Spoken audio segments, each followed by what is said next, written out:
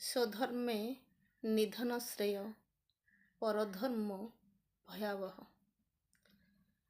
ଆମେ ହିନ୍ଦୁ ଧର୍ମରେ ଜନ୍ମ ହୋଇଛନ୍ତି, ଆମେ ସନାତନ ଧର୍ମରେ ଜନ୍ମ ହେଇ ଆମେ ଆମ ଧର୍ମରେ ରହିବା ଉଚିତ ନା ଆମେ କେଇଟା ଟଙ୍କା କେଇଟା ଚାଉଳ ବସ୍ତା ପାଇଁ ଆମେ ଅନ୍ୟ ଧର୍ମକୁ ପଳେଇ ଯିବାଟା ଠିକ୍।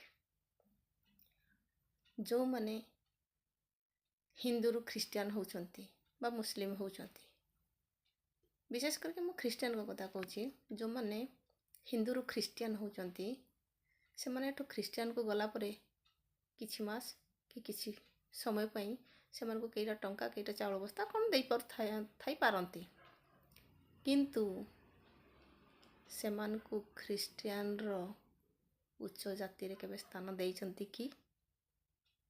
ନାଇଁ ନା। ସେମାନଙ୍କୁ କ'ଣ କୁହାଯାଏ? ତମେ ହିନ୍ଦୁ ଧର୍ମରେ ରହିକି ନିଜକୁ ST ବା ଦଳିତ ସମାଜ ବୋଲି କହୁଛ, ଆଦିବାସୀ ଦଳିତ ସମାଜ ବୋଲି ଆମେ ତୁମକୁ କହୁଛୁ ବୋଲି ତୁମେ କହୁଛ, କିନ୍ତୁ ଖ୍ରୀଷ୍ଟିଆନ ମାନେ ତୁମକୁ କ'ଣ କହୁଛନ୍ତି? ତୁମେ ହେଲ ଦଳିତ ଖ୍ରୀଷ୍ଟିଆନ। ତୁମେ ଖ୍ରୀଷ୍ଟିଆନ ନୁହଁ, ଦଳିତ ଖ୍ରୀଷ୍ଟିଆନ।